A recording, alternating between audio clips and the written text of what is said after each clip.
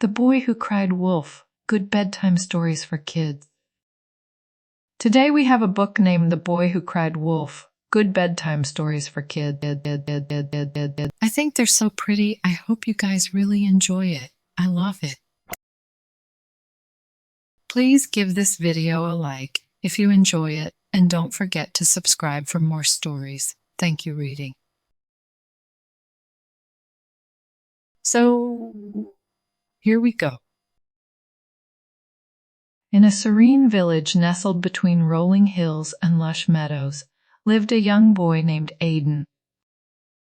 Aiden was a shepherd, entrusted with the care of the village's sheep. He was known for his mischievous nature and his fondness for weaving tales that often strayed from the truth. The villagers, while amused by his antics, often shook their heads in mild exasperation. One bright morning, as the sun painted the sky with shades of gold, Aiden watched over his flock of sheep. The day passed by in a peaceful rhythm, the air filled with the soft bleating of the sheep and the distant hum of the village. As the sun began to set, Aiden grew restless. A playful grin tugged at the corners of his lips, and an idea formed in his mind. What if I were to trick the villagers with a harmless prank? He mused, his eyes dancing with mischief. Aiden's heart raced as he cried out, "Wolf! Wolf! There's a wolf in the pasture!" Hearing Aiden's panicked cries, the villagers rushed to the pasture, armed with pitchforks and baskets. But as they reached the pasture, they found no wolf in sight. Aiden stood before them, his eyes twinkling with amusement. The villagers, while puzzled, laughed off the incident. "Aiden, you rascal," they scolded playfully. "You mustn't cry wolf unless there's really a wolf."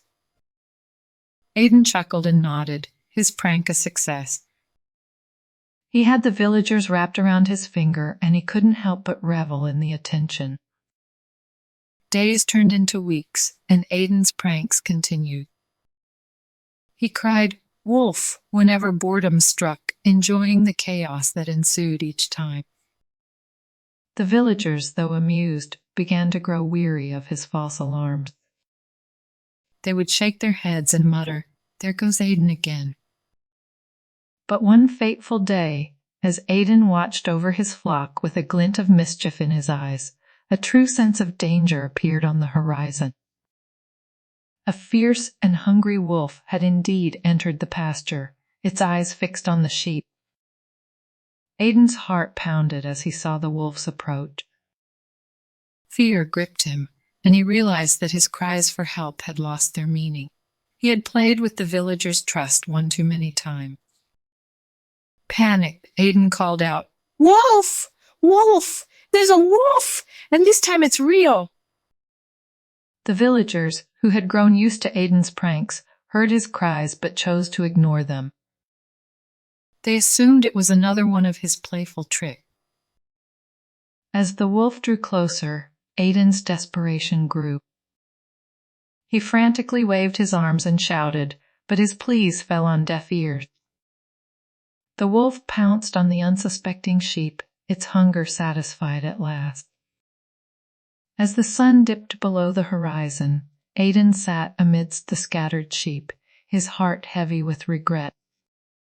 His pranks had cost him the villagers' trust, and more importantly, it had cost the lives of his precious sheep. The villagers arrived at the pasture, their faces etched with concern. "Aiden, is this another prank?" they asked cautiously. Aiden's eyes welled with tears as he shook his head. "No, this time it's real. The wolf came, and I cried for help, but you didn't believe me." The villagers exchanged uneasy glances, their hearts heavy with remorse. They realized that their skepticism had led to tragedy, and they mourned the loss of the sheep.